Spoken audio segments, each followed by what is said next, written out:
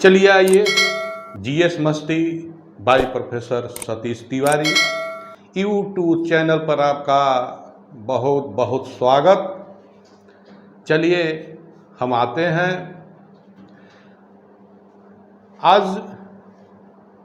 उगते हुए सूरज का अर्घ है और छठ व्रत का आज समापन है। ये व्रत सबसे शुद्ध और पवित्र पर्व है जो 4 से 4 दिन तक लगातार चलता है। इसकी तैयारी पहले से की जाती है, जैसा आप सब लोग जानते हैं। तो मेरा छठी मैया से प्रार्थना है, बेनती है, आराधना है, वंदना है।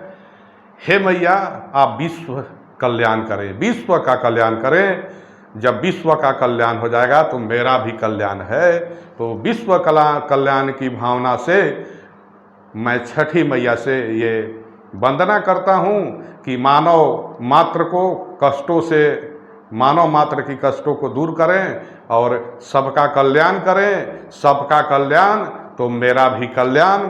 तो चलिए आते हैं हम जीएस मस्ती में। हम एक थोड़ा सा छठ मैया का एक थोड़ा सा गीत को गुनगुनाता हूँ, गाता हूँ।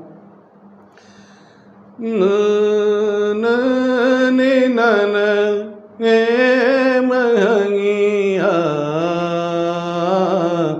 नर न न नारे नार नार नर न न नारे नार नार कांचा ही बस के बहंगिया बहंगी लचकात जाय, बहंगी लचकात जाय। कांचा ही बांस के बहंगिया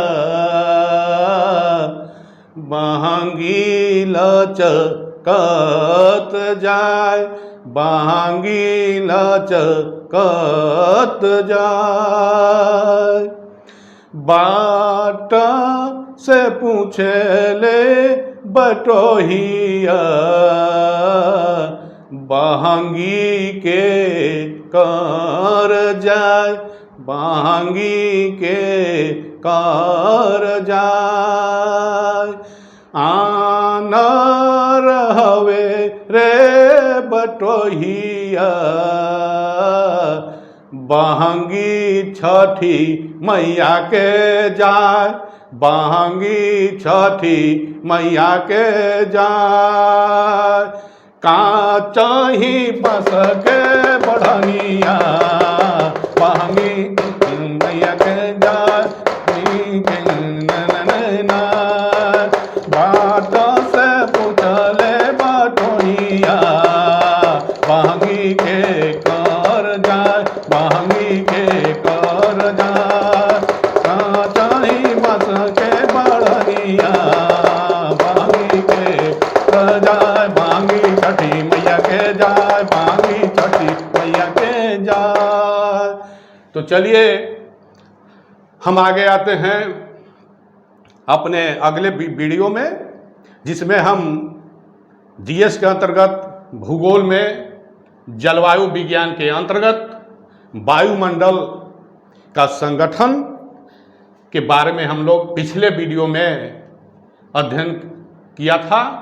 अब आज की इस वीडियो में हम वायुमंडल की संरचना या कह सकते हैं लेयर, स्तर के बारे में हम लोग देखेंगे। इससे संबंधित प्रश्न ज़्यादा पूछे जाते हैं, आपके सभी परीक्षाओं में निश्चित रूप से पूछे जाते हैं। इसलिए आज इस पर हम लोग जो है चर्चा करेंगे, देखेंगे वायुमंडल की संरचना और क्या स्तर है, क्या लेयर है, ये हम चर्चा करेंगे। तो आइए हम देखते हैं वायुमंडल की संरचना, ठीक है, या इसका लेयर कह सकते हैं, स्तर। तो 5 भागों में हम बांटते हैं वायुमंडल के स्तर को, वायुमंडल की संरचना को, ठीक है। ऐसे अभी नूतन परिकल्पना में अभिनव जो मत है उसमें आपको कहीं अलग अलग मिलेगा, जैसे क्षोभ मंडल, समताप मंडल, मध्य मंडल और ताप मंडल। ताप मंडल के अंतर्गत आयन और आयतन मंडल को भी रखते हैं। तो ये, लेकिन हम चलते हैं आपको इस कंसेप्ट के अनुसार, ये 5 परत होते हैं वायुमंडल की संरचना, या वायुमंडल के 5 स्तर होते हैं। ठीक है, तो सबसे पहले हम चलते हैं, पहला जो है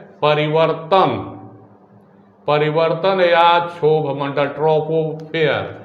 ठीक है, ये पर जैसा नाम से स्पष्ट हो रहा है इस मंडल का, परिवर्तन या क्षोभ मंडल, अर्थात हम लोग जहाँ हैं यही परिवर्तन मंडल है, क्षोभ मंडल है, जहाँ हम लोग निवास कर रहे हैं। ये निचले, पृथ्वी के निचले, यहाँ हम लोग जहाँ रह रहे हैं, इसी को परिवर्तन या क्षोभ मंडल कहते हैं। और यूनानी भाषा में टोपोस का भी अर्थ होता है मिश्रण या विक्षोभ। मिश्रण या विक्षोभ, अर्थात यहाँ मौसमी जो घटनाएं होती हैं, मिश्रण, मिला जुला, जैसे कभी आंधी, कभी तूफान, कभी चक्रवात, कभी प्रतिचक्रवात, कभी ओस, कभी बाढ़, कभी पाला, कभी तूफान, ये सारी चीज आते हैं। इसीलिए इसको कहते हैं मिश्रण प्रदेश या विक्षोभ। मिश्रण मतलब मिला जुला, मिश्रण, मौसम, मिश्रण, मिला हुआ। ठीक है, तो ये जहां हम निवास करते हैं यही है, आपको भली भांति समझना है, परिवर्तन या क्षोभ मंडल। इसको मिश्रण या विक्षोभ भी कहते हैं, क्योंकि मौसम संबंधी सभी, वर्षा होगा जैसा, मौसम संबंधी सभी घटनाएं इस पर होता है। और ये क्या होता है आपको जानना है, इसमें एक एक ऑब्जेक्टिव है, क्या है इसको कहते हैं, पूछा जाएगा परीक्षा में। तो मिश्रण या विक्षोभ प्रदेश, मौसमी घटनाएं कहाँ ज्यादा होता है या मौसमी परिवर्तन, तो क्षोभ मंडल में सबसे निचली परत कौन है, तो ये परिवर्तन मंडल। सबसे सघन परत कौन है, अर्थात इसमें सारे आपके वस्तुनिष्ठ प्रश्नों का आंसर इतना ही में लगभग समाहित है। तो सबसे निचली परत ये है, वायुमंडल की सबसे निचली परत को परिवर्तन या क्षोभ मंडल कहते हैं। और ये सघन है, क्योंकि आप जानते हैं कि वायुमंडल की सघनता सबसे नीचे ज्यादा होता है। ऊपर जैसे जैसे हम जाते हैं वायुमंडल विरल होते जाता है, वायुमंडल का परत भी विरल होते जाता है, इसलिए ये सबसे सघन परत है। और क्या है, वायुमंडल के भार का 70%, जितना वायुमंडल का टोटल भार है, चूंकि सघनता ज्यादा है, तो टोटल का 75% जो है ये परत है परिवर्तन या क्षोभ मंडल। अब क्या होगा, तापमान एवं जलवाष्प में परिवर्तन, टेम्परेचर क्या होता है, यहाँ टेम्परेचर और जलवाष्प में दोनों में परिवर्तन होता है। इसलिए क्या होता है, 1000 मीटर पर 6.5 डिग्री सेंटीग्रेड तापमान में गिरावट होता है। अर्थात जैसे जैसे हम ऊपर जाते हैं तो प्रति 1000 मीटर पर 6.5 डिग्री सेंटीग्रेड तापमान में गिरावट होते जाता है। तो ऐसा नहीं जानेंगे कि हमेशा गिरावट होते रहेगा, ये केवल क्षोभ मंडल या परिवर्तन मंडल में ऐसी घटनाएं होती हैं। और क्या है, एक और चीज है इसमें, शीत ऋतु में गिरावट के जगह वृद्धि, अर्थात शीत ऋतु जब आता है तो गिरावट, ये तापमान गिरावट के जगह वृद्धि होता है। तो इसको क्या कहते हैं, तापमान की व्युत्क्रमणता, तापमान की व्युत्क्रमणता। आपसे फिर पूछा जाएगा इसकी खोज किसने की, तो टिजरेंसी डी बोर्ट ने, इन्होंने 1902 में इसका खोज किया, इस मंडल का टिजरेंसी बोर्ड ने। इसकी ऊंचाई कितना है, तो 14 किलोमीटर क्षोभ मंडल का। हालांकि आपको इसमें कहीं कहीं अलग मिलेंगे, कहीं 18, कहीं 14 ऐसा करके, लेकिन 14 किलोमीटर है। भूमध्य रेखा पर इसकी ऊंचाई और ध्रुवों पर इसकी ऊंचाई अलग अलग होती है। जैसे भूमध्य रेखा पर इसकी ऊंचाई 18 किलोमीटर, ध्रुवों पर 8 से 10 किलोमीटर, इसको भी याद हमें रखना है। और ऐसे सामान्य ऊंचाई औसत 14 किलोमीटर है जो यहाँ है। ये वायुमंडल का जो स्तर है ये 14 किलोमीटर परिवर्तन या क्षोभ मंडल का।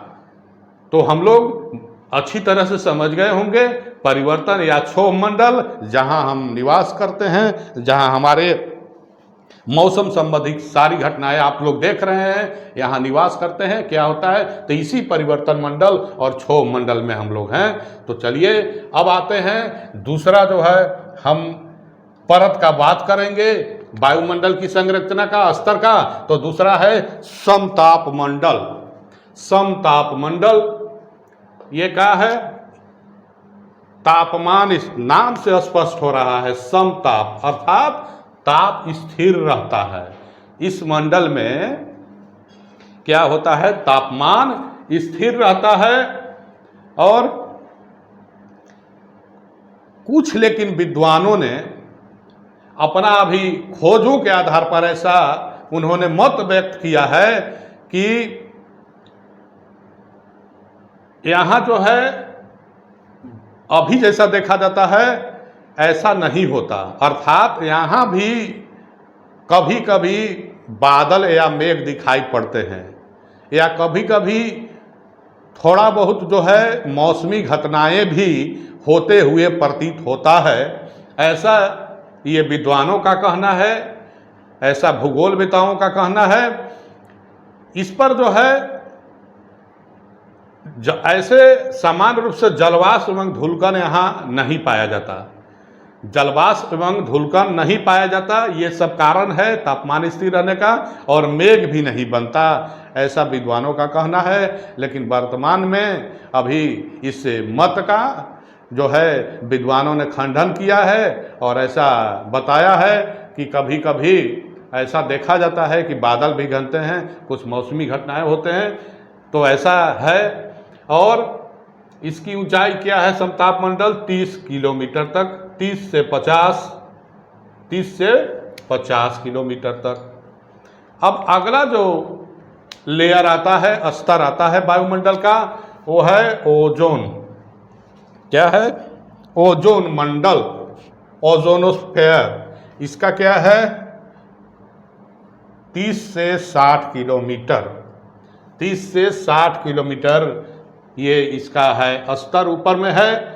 यहाँ क्या होता है, ओजोन गैस की अधिकता होती है, आप लोग जानते हैं ओजोन गैस के बारे में। ओजोन गैस की यहाँ अधिकता है, इसीलिए ओजोन मंडल इसको कहा जाता है। क्या होता है यहाँ, ओजोन की अधिकता है। इसके बाद क्या है यहाँ, ये जो है हमारी जो है रक्षा करता है ओजोन परत। कैसे, क्योंकि सूर्य से जो आता है पराबैंगनी किरण उसको रोकता है।